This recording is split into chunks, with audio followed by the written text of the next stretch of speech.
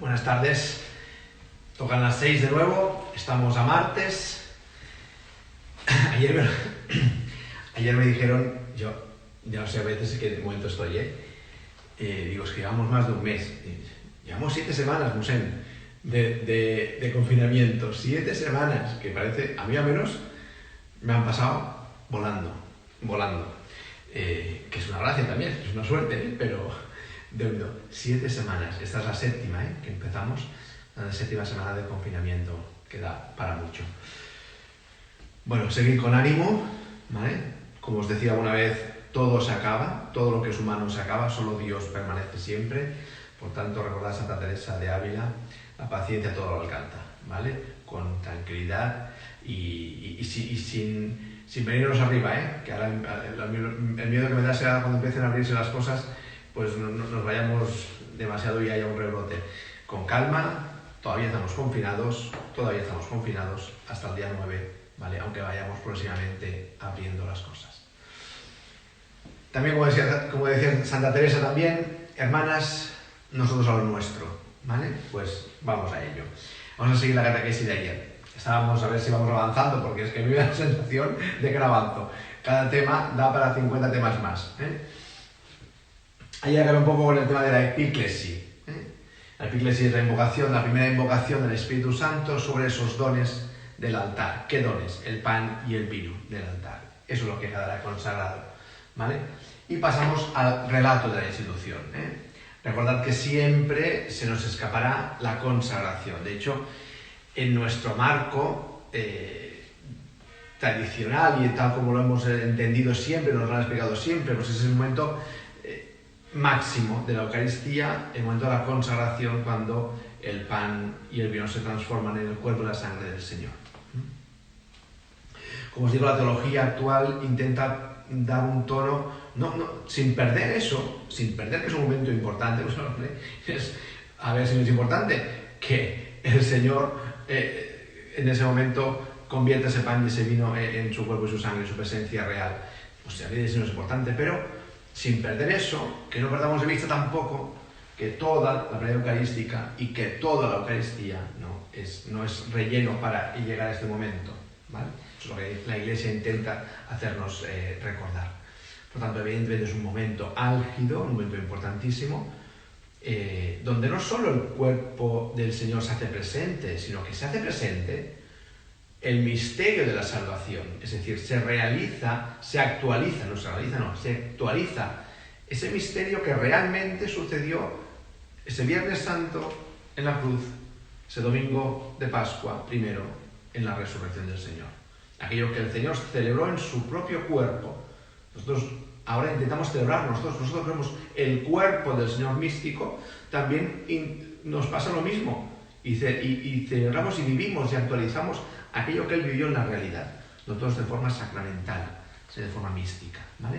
El Señor en la realidad, nosotros en nuestro sentir místico, en la acción que actualiza el Señor en nosotros, ¿vale? Por tanto, la Iglesia habla del relato de la institución. Evidentemente, y además, más aquí en Occidente. Sí, en Occidente, que sabéis que todo el tema del Espíritu Santo queda como más flojo, dimos más importancia a esto. Quizá la teología nuestra, la teología del alter Christus, o sea, del sacerdote como otro Cristo que celebra, claro, dio preeminencia a este momento. Y de hecho, aún lo recoge el misal así. El misal, de hecho, solo tenemos que verlo. Voy a sacar otra vez al pobre misal, que está aquí escondido siempre. ¿Cómo estás? Este es del antiguo, el misal antiguo, el grande, que creo que no podría ni cogerlo, de tan grande que es. Fijaos en cómo está expresado. Ya dice,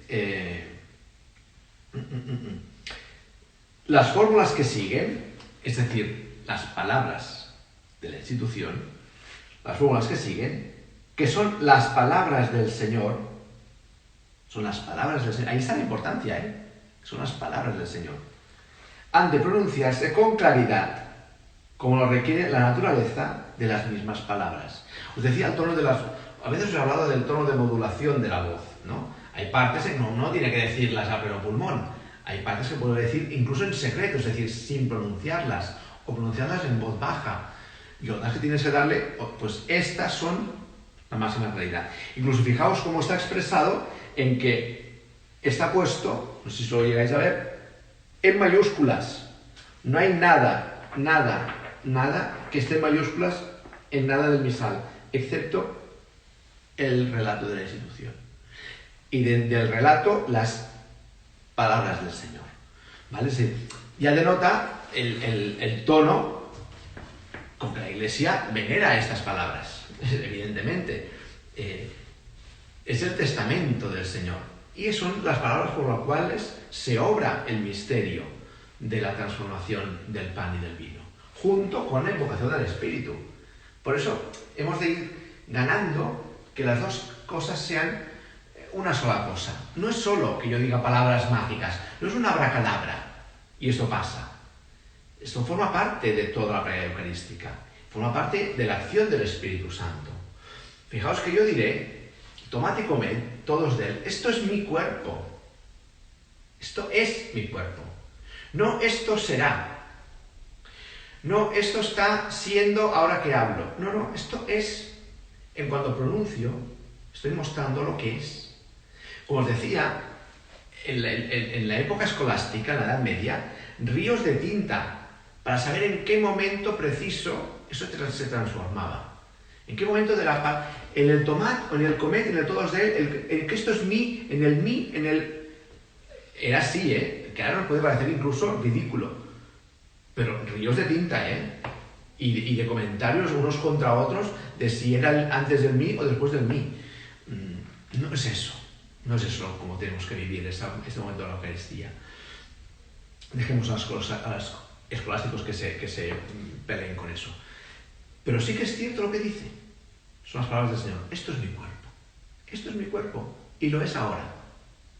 Por tanto, si esto ya es mi cuerpo, cuando lo estoy diciendo, cuando estoy pronunciando, algo tiene que ver aquí también. Aquí hemos pedido que lo sea. Recordad, como se decía, aquí hemos pedido que lo sea. Espera, soy el 1. Espérate. Es que como no tiene pestañitas, es que eso es el misal antiguo, pobrecito, y le falta la pestaña de la Eucarística 2. Y un cable.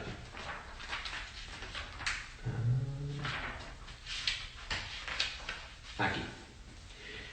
Santifica estos dones con la efusión de tu Espíritu. Lo estamos pidiendo en este momento, para que sean para nosotros. O sea, todavía no lo son. Lo estamos pidiendo para que lo sean. Pero el Espíritu Santo está actuando ya, puesto que lo estamos pidiendo. Por tanto, cuando tomamos el pan, no es que esté consagrado ya, pero la acción del Espíritu está actuando. Claro, no sabemos, ni tenemos que entretenernos en saber si ahora o después. Solo que cuando yo ya tomo el pan y digo, esto es mi cuerpo, esto es una realidad ya.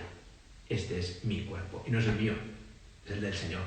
Y aquí está el alter Christus. Cuando yo pronuncio esto, es Cristo que lo pronuncia. ¿Vale? De la misma manera que cuando yo leo el Evangelio, es Cristo, ¿no? Que está leyendo el Evangelio, no, que está proclamando ese Evangelio de vida, esa buena noticia. ¿Vale? Por tanto, ¿el relato cómo empieza? Pues relatándolo.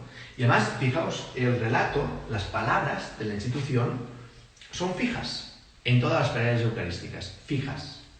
No siempre ha sido así, no siempre ha sido fijas en todas, pero sí bastante iguales, evidentemente, porque son las palabras del Señor, no vamos a inventárnoslas, ¿no? Pero se buscó, incluso se quiso coger las mismas palabras del Canon 1 y repetirlas de la misma manera en todas las plegarias eucarísticas, para significar justamente eso, que son las ipsísima verba, ¿sí? Las mismas palabras. La ipsísima verba Jesu significa las mismas palabras del Señor. No sé si hoy entrar en el tema de por qué el Santo Padre Benedicto lo cambió, pero bueno, no sé, ya veremos. Las palabras del Señor. Claro, porque nosotros, cristianos, ¿cómo le diría? Se me queda corta la palabra venerar. Las palabras que dijo el Señor, las nos han llegado en los Evangelios. La tradición de la Iglesia nos ha transmitido como lo mismo que dijo el Señor ese día, ¿vale? Las 7 palabras de Cristo en la cruz, las últimas 7 frases del Señor en la cruz. Pues eso una iglesia, ¿cómo lo escucha? ¿Cómo escucha al amado sus últimas palabras antes de morir? Pues estas forman parte de esas últimas palabras del Señor antes de morir. Forman parte de ese legado último cuando el Señor con sus discípulos hace esa última cena, remitiéndonos ya a la cruz y a la Pascua, ¿no? Entonces, claro, esas palabras son el tesoro de la iglesia. Y digo, no son palabras mágicas. No es que con esto yo hago magia. No, primero, es el Espíritu Santo quien actúa. No es el cura que hace magia, ¿sí? No es un brujo que diga una fórmula y eso aparece ahí. No, no es eso, Es una acción sacramental, que va más allá de lo que sabemos y lo que podemos llegar a pensar, ¿vale? Hay, fijaos, otra vez un paso de uno a otro. El relato en la misa siempre va unido, ¿no? Fijaos cómo acaba la epíclesis. De manera que sean para nosotros cuerpo y sangre, se traza el signo de la cruz, cuerpo y sangre de Jesucristo, nuestro Señor. ¿Cómo empieza el diálogo haciendo referencia a esto?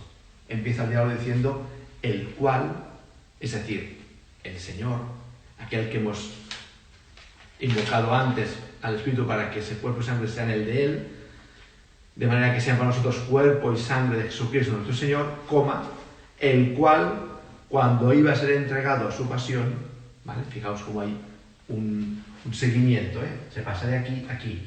Estos pasos son tan sencillos que parece que todo será una unidad, y no, hay partes, pero fijaos, simplemente el cual ya nos une a lo de antes, porque antes la Biblia se ha acabado invocando a Jesucristo, ¿sí? Haciendo referencia a Jesucristo, el cual ahora va a hacerse presente.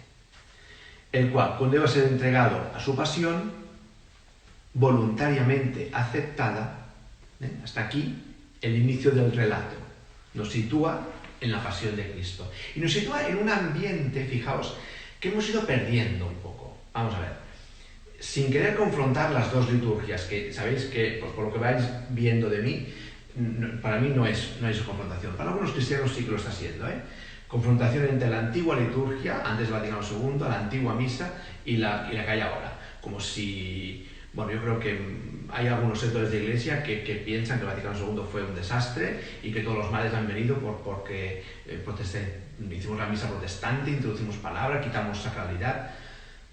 Mira, bueno, ya está, no me extiendo, pero no. El concilio es el concilio, con los santos padres conciliares reunidos en el nombre del Espíritu Santo, con todos los obispos, con Pedro a la cabeza. No hay magisterio más grande que ese, punto. Si falla eso, entonces falla cualquier otra cosa. Si dudo que este lo sea, puedo dudar de cualquier otro. Por tanto, es verdad que perdimos cosas que la antigua liturgia acentuaba más, es verdad. Y recuperamos y hicimos cosas que la antigua liturgia era un desastre también. Solo la riqueza de la palabra de Dios, solo eso, tendríamos que mirar la antigua liturgia y decir, pobrecitos cristianos antes, que no tenían la riqueza de la palabra de Dios que tenemos nosotros ahora, ¿vale? Ese punto de familiaridad que acentuó la nueva liturgia, el hecho de cambiar el sacerdote, es alrededor de la asamblea, ese punto más de asamblea, de cuerpo, podría dar el tono, y se dio de hecho, y en todo caso sí que se puede hablar de una mala recepción del concilio, eso sí que se podría hablar. Cosas que no hicimos bien, pues bueno, pues claro, y vamos arreglando, pues ya está, que somos así. Una cierta mala recepción de ese concilio. Y a veces de la sacralidad excesiva también, excesiva, lo voy a decir así, de la antigua liturgia, como reacción hay una manera de celebrar como más pachanguera. No sé si estoy hablando muy bien hoy, pero bueno, creo que nos entendemos rápido. Porque a toda acción le corresponde una reacción. Entonces, si elevas el tono en una cosa y te pasas, la reacción contraria tiende a bajar, ¿vale? La liturgia que recibimos antes del Vaticano II tenía defectos de excesiva sacramentalidad, de excesivo recargamiento, de excesivo clericalismo. El pueblo de Dios reclamaba otra cosa y estaba deseoso de eso. En cuando se abrió un poco la puerta, ¡rum! ¿Qué nos pasó el domingo? Oye, podéis salir un adulto con 2 niños a dar un paseo de 1 kilómetro y esto fue la Rambla. ¿Sí? Pues somos así, porque estamos deseosos y no nos controlamos, ¿vale? Pues ya está, la vida es así, somos así. Y no cambiaremos por mucha cuarentena que tengamos, ¿eh? Ya os lo digo también yo. Bueno, pues nos pasó lo mismo en la iglesia. Estábamos deseosos de una celebración más sencilla, más humana, menos recargada, más... y nos fuimos. Nos pasamos de pasada, sí, de frenada, somos así. En algunas cosas nos volvimos muy pachangueros y perdimos el tono sacramental, ¿sí? Que lo perdamos no quiere decir que ahora no podamos recuperarlo, ¿eh? Y de hecho, hemos de recordarnos que cuando estamos en la Eucaristía no es un momento de celebración sin más. No es un momento de reunirme con los hermanos y hacer fiestas sin más. Aunque la Eucaristía es celebración y fiesta, ¿eh? Por encima de todo, porque es victoria pascual. Pero estamos ante la cruz del Señor. Mirad, en toda la Iglesia, en todo, y eso vale para todo, hemos de mirar el equilibrio. Si nos pasamos de un lado o de otra, normalmente la cagamos, ¿sí? No, tiene que haber un cierto equilibrio. No, es que ante la cruz del Señor, no puedes hacer nada más que ante la cruz del Señor. No, también es fiesta y alegría, porque también es resurrección del Señor. Es misterio pascual. Y misterio pascual no es solo cruz, es cruz y victoria. Por tanto, hay que compaginar. Claro, si solo es cruz, pues oye, postrados en tierra y sin mirar la celebración. Si solo es resurrección y fiesta, oye, pues me aplaudamos y damos vueltas por el altar. Y no es ni una cosa ni la otra. Ni una cosa ni la otra. Es justa mesura en todo, ¿vale? ¿Qué perdimos? ¿O qué fuimos perdiendo? Ese carácter más sacramental, ese carácter de estar enfrente a la cruz del Señor, ese carácter sacrificial. El término sacrificio se perdió, se fue perdiendo en el recibimiento de esa nueva liturgia, ¿sí? Y no es así, y no debe ser así. Lo que estamos contemplando en la Eucaristía es el sacrificio del Señor en la cruz, ¿vale? ¿Cómo lo muestra el relato? Fijaos, cuando iba a ser entregado a su pasión. Y encima dice, voluntariamente aceptada, ¿sí? No me quitan la vida, dirá el Señor en el Evangelio, no me quitan, soy yo quien la da. ¿Sí? Y si no, acordaos del Evangelio de Juan. El Evangelio de Juan es buenísimo, claro, es el más tardío, el que presenta a un Jesucristo con una expresión más real, quiero decir, de divinidad, no real, de que sea mentira lo otro, sino una expresión de soberano, ¿sí? De que Él es Dios por encima de todo también, ¿eh? Y recordad cuando lo van a prender en el huerto de los olivos. Llegaban los soldados y dice el Evangelio de Juan, y Jesús se avanzó, se tiró para ellos. No lo cogieron, Él fue hacia ellos. Y les dice, es el primero que habla, ¿a quién buscáis? En Jesús de Nazaret. Recordad, eso lo escuchamos el Viernes Santo, que escuchamos la pasión de Juan. ¿A quién buscáis? A Jesús de Nazaret. Y Él dice, con todo, soy yo. ¿Y qué es ese soy yo? Ego eimi. Yo soy el que soy. Pronuncia el nombre de Dios. Aquel que Moisés escuchó en la zarza ardiente cuando Dios se le revela y le dice su nombre. Yo soy el que soy. Jesús dice, soy yo. Claro, nosotros traducimos soy yo. El texto original es la expresión del nombre de Dios. No es soy yo, sino yo soy. Yo soy, yo existo. Yo no puedo dejar de existir. Yo soy Dios. ¿Y qué pasa con los que vienen a detenerlo? ¿Qué dice el Evangelio de Juan? Que caen por los suelos. Claro, ante Dios, ¡prum!, te caes por los suelos. Lo que decíamos ayer de arrodillarse, si fuéramos conscientes de lo que celebramos, no nos arrodillaríamos, no. Caeríamos por los suelos. Pues esa es la expresión. Yo voluntariamente me entrego, ¿sí? Soy yo quien voy al sacrificio, ¿vale? No me llevan, soy yo. No me quitan la vida, yo la doy. Entregado a su pasión, voluntariamente aceptada. El término del sacrificio, no lo olvidéis, tenemos que recuperar eso, ¿eh? El cáliz es el cáliz de la sangre del Señor. El pan que se parte es el cuerpo partido, el corazón partido del Señor en la cruz. Estamos celebrando la pasión del Señor, en la Eucaristía, ¿vale? Cuando ese punto sacrificial hemos de recuperarlo. Y de hecho las plegarias eucarísticas lo tienen, ¿vale? Sigue el relato. El relato, fijaos, sigue con los 4 verbos que se pronuncian en el pan, o los 3 que se pronuncian en el vino, que la primera iglesia ya tenía. Aquí yo os voy dando faena, porque cuando os diga esto no me creáis. Cuando acabe esto, id a buscar el Evangelio de Juan, que es fácil, donde Getsemaní, a ver, es verdad lo que dice el Museo, dice todo esto. Otro texto, que lo escuchamos este domingo pasado, ¿qué escuchamos de Evangelio? ¿Qué escuchamos de Evangelio? A ver si alguien se acuerda. Porque eso también nos pasa, que si preguntara a la gente que viene a misa, acabada la misa, ¿qué Evangelio hemos leído? No sé si todos me lo dirían, ¿vale? ¿Qué escuchamos el domingo pasado? ¿Os acordáis? Algunos quizá no, El Evangelio de Emaús, el relato de Emaús. El relato de Emaús es una gran Eucaristía. Si vais también a Juan, o a todos los otros apóstoles, a todos los evangelios, y leéis el relato del milagro de los panes y los peces, de la multiplicación, también lo veréis. Tanto un relato, el de Emaús, como el de la partición del pan y los peces, está escrito con estos 4 verbos que vamos a escuchar ahora.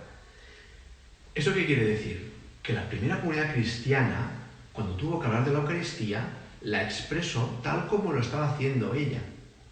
Por tanto, descubrimos en estos relatos del Evangelio que quieren hacer referencia a la Eucaristía, porque quieren que el que escucha el relato del Evangelio sepa que estoy hablando de una Eucaristía cuando multiplico el pan y el pez, y que sepa que cuando el Señor coge y parte el pan en Emaús está hablando de una Eucaristía. Antes ha habido la liturgia de la palabra de camino, cuando les explica las Escrituras y luego parte el pan.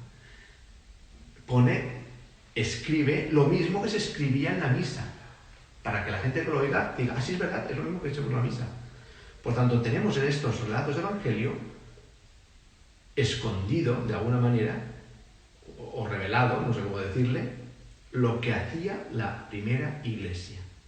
Que además luego lo tenemos confrontado con textos como los de la Divina G, donde nos pone lo que se celebraba, ¿vale? Pues mantenemos estos 4 verbos, los mantenemos. Leeros, os digo, después de escucharme lo que voy a decir ahora, leeos los evangelios estos que os digo de la multiplicación de los panes y los peces, que varían en algunas cosas, pero que estos 4 verbos se repiten en todos. Tomó el pan, dio gracias, lo partió y lo dio. Tomó el pan, dio gracias, lo partió y lo dio. Este es el relato de lo que el Señor hizo en la última cena. Y estos 4 verbos, que se repetirán en el cáliz, pero sin él lo partió, porque claro, el pan se tiene que partir, el vino no, ¿vale? Menos o sea, los otros 3 verbos se mantienen. Tomó el cáliz, dio gracias y lo dio. Claro, no lo partió, no se puede partir el cáliz. Estamos todavía repitiendo lo mismo que repitió la primera iglesia. Lo mismo. Y estas palabras se mantienen, el relato se mantiene en todas las plegarias eucarísticas, para dar el sentido unitario, y ese de que no estamos relatando lo que nos parece, sino lo que sucedió y lo que la iglesia ya hacía, ¿vale? Por tanto, tomó pan, dio gracias, lo partió y lo dio. Fijaos que estos 4 verbos, de hecho, resumen toda la liturgia eucarística. Toda la liturgia eucarística. Tomó pan, procesión de las ofrendas.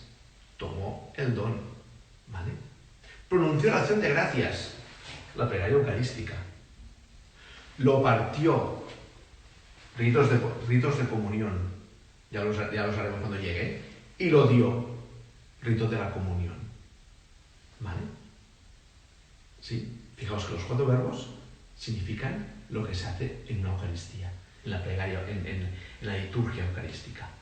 Ofrendas, plegaria eucarística, preparación de la comunión y comunión. ¿Vale? Tomó pan, te dio gracias, lo partió y se lo dio a sus discípulos diciendo. Y aquí hay 2 puntos y están las palabras del Señor, las mismas palabras del Señor. Tomad y comed todos de él, porque esto es mi cuerpo que será entregado por vosotros.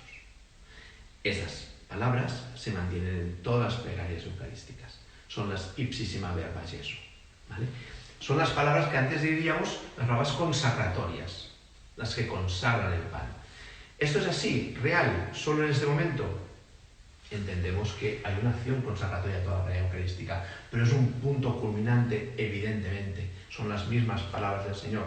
Y el Señor actúa junto con el Espíritu Santo para realizar aquello en este momento. En este momento. Antes, después, en este momento. ¿Vale? ¿Sí? Sigue el relato.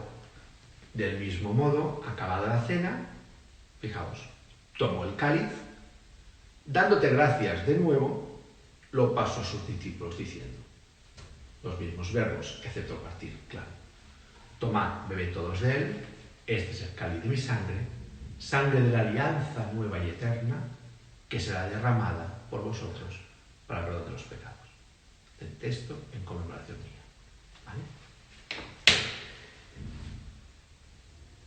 Este relato incluye ya un memorial que juntaremos con la aclamación, lo explicaré después, ¿vale? Pero hacer esto, o sea, en teoría,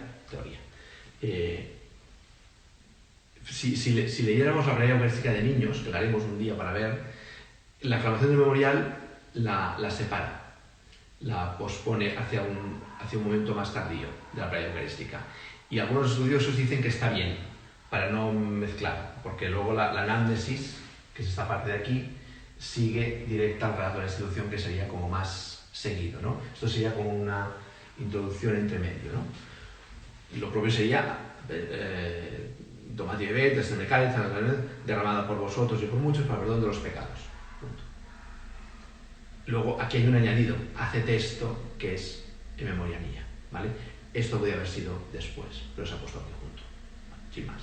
No me alargo más porque eso sería un tema de estudio.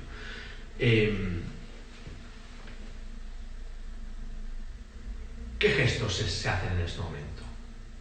¿Qué gestos se hacen en este momento? Mirad, hay 2 gestos preciosos que muchas veces, ayer os dije, tampoco hace falta que os pongáis así y cerréis los ojos y estéis absortos. ¿Podéis hacerlo? Sí, que cada uno haga como le vaya bien. Sí. Pero a una vez mirad. ¿Por qué? Porque es liturgia y es expresión. Hay 2 gestos que a veces pasan inadvertidos. Una, porque no nos damos cuenta, porque no los conocemos, quizá ahora nos fijaremos, o porque simplemente, déjame que critique un poco, el sacerdote no lo hace. Porque a veces es verdad que no siempre celebramos bien. Es así.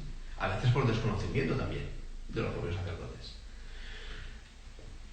Primero de todo esto es una acción sacramental. Es una acción sacramental. No es un teatro.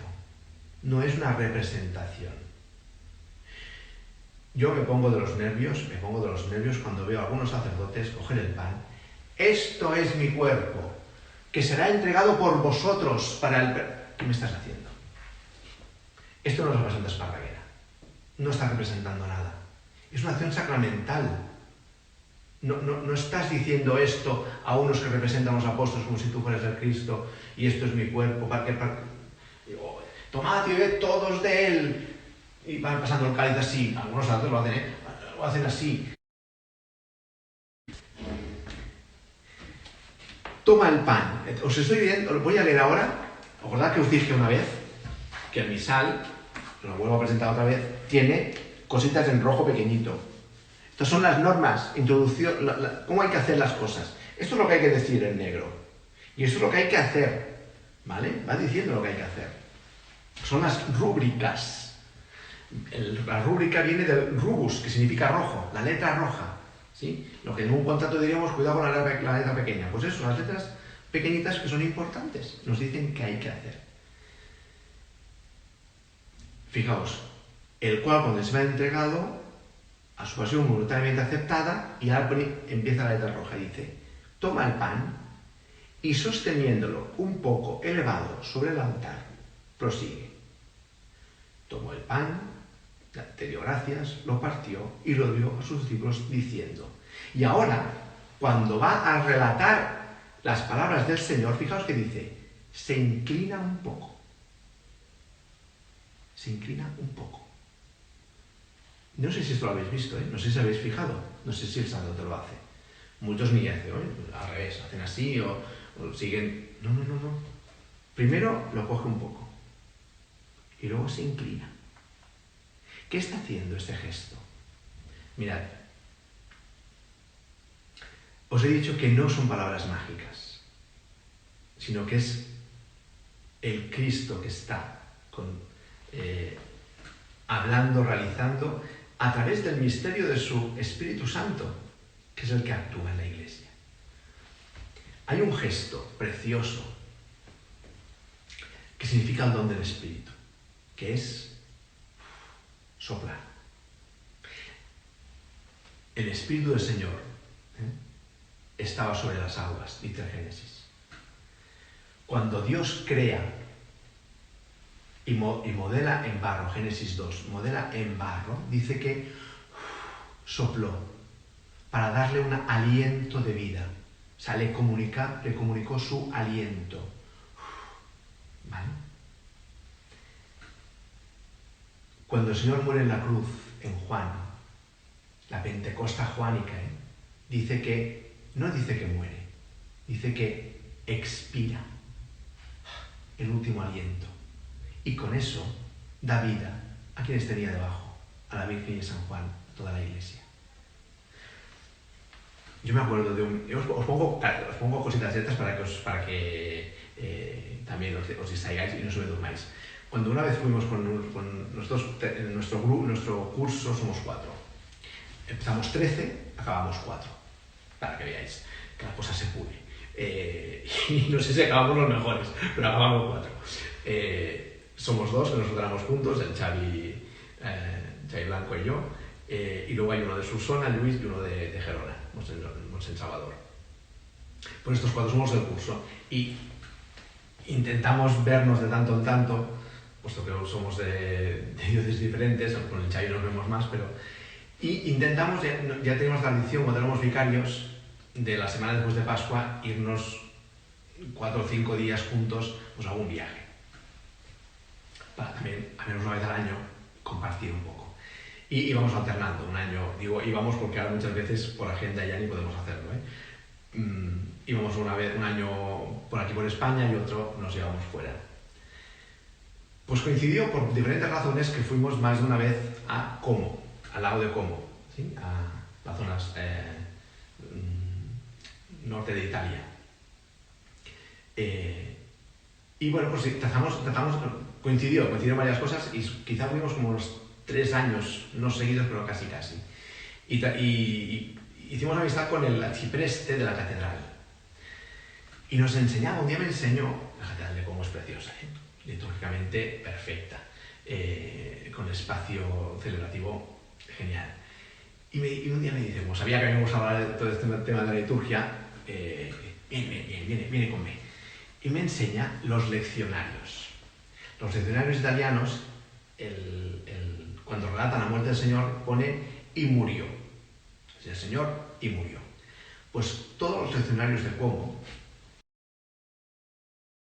ese sentir de que el Espíritu Santo se daba en ese momento. El Señor, en la cruz, pum, cae, se inclina un poco, se inclina. ¿Quién está debajo?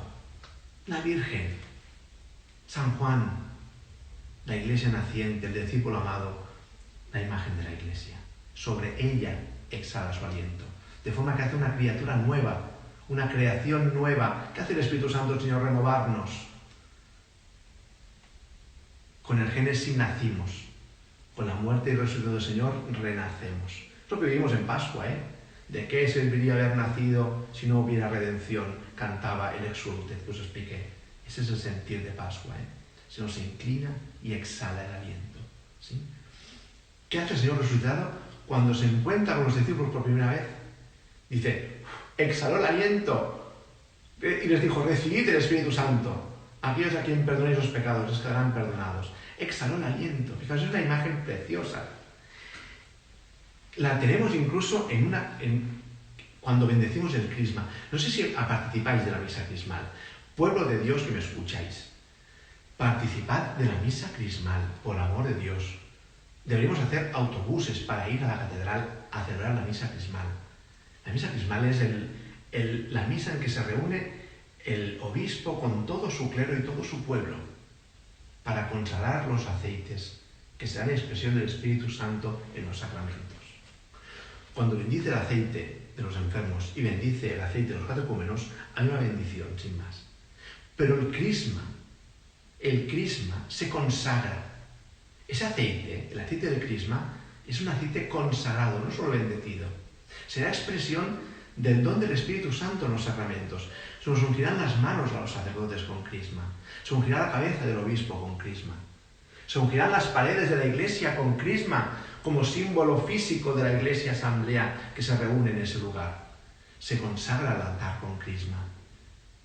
Se unge a los bautizados con crisma. Se les unge la frente a los catecúmenos que reciben la confirmación con crisma. Es expresión del Espíritu Santo. Pues hay un gesto precioso, que yo siempre digo a mi obispo, por favor, hágalo, y no lo hace. Es verdad que puede no hacerlo, ¿eh? El misal pone que puede no hacerlo, es optativo. Pero es muy bonito. Cuando se mezcla el aceite y el perfume, dice, se inclina sobre el aceite y sopla. Y sopla el aliento de vida, el don del Espíritu Santo, sobre ese crisma que será expresión del Espíritu Santo, ¿vale? Madre mía. Por tanto, ¿qué hace el sacerdote cuando se inclina? Pronuncia las palabras del Señor, pero al pronunciar las palabras, anhela sobre el pan. Por eso dice se inclina un poco, porque no son solo las palabras, sino la acción del Espíritu Santo en esas palabras, las que está consagrando ese pan. Consagrar el pan, es decir, hacerlo sagrado, hacerlo cuerpo de Cristo, ¿vale? Tomad y comed todos de él. Estoy respirando sobre el pan, ¿vale? Claro, dice, teniendo un poco elevado y yo inclinado, acerco la boca al pan, ¿vale?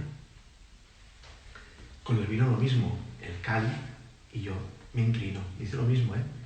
Tomó el cáliz dándote gracias de nuevo, lo pasó a sus discípulos diciendo, 2 puntos, se inclina un poco, pum, y pronuncia las palabras del Señor.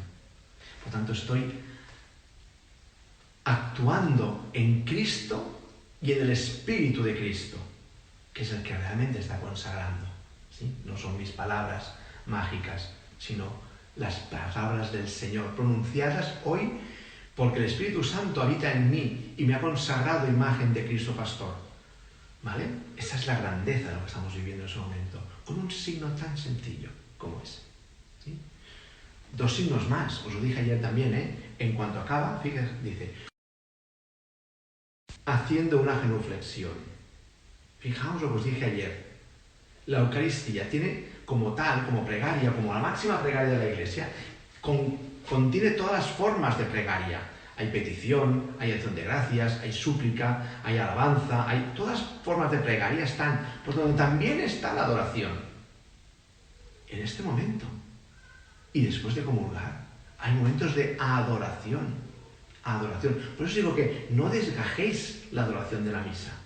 Lo que os decía algún día, estos jóvenes ahora que yo acompaño a muchos jóvenes, gracias a Dios, y me pongo nervioso con ellos, me digo, a ver, hijos de mi vida, ¿qué habéis hecho esta semana? No, yo he ido a tal adoración, el lunes a tal, el lunes el fetano, no sé cuánto. ¿Y a misa has ido? No. Eres tonto. adoración no se desgaja de la Eucaristía, proviene de ella y es consecuencia de ella, ¿vale? Y está en la Eucaristía. Y por eso la Iglesia mantiene que aquí estamos en la posición de adoración, que es de rodillas, que os dije ayer, ¿vale?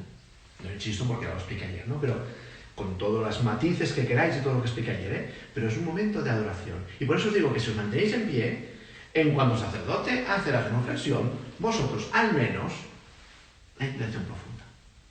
Porque es el momento en que la Iglesia pide que adores eso que acaba de pasar, que ese pan ya no es pan, solo es el cuerpo del Señor.